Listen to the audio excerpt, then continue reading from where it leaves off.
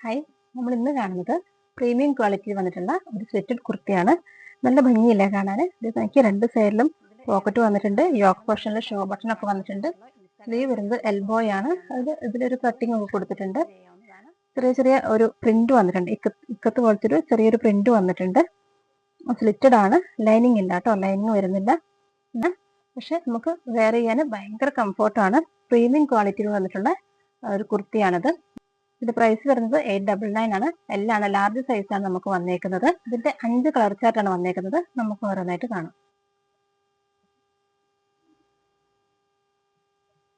First one വന്നേക്കുന്നത് നല്ലൊരു yellow ആണ്.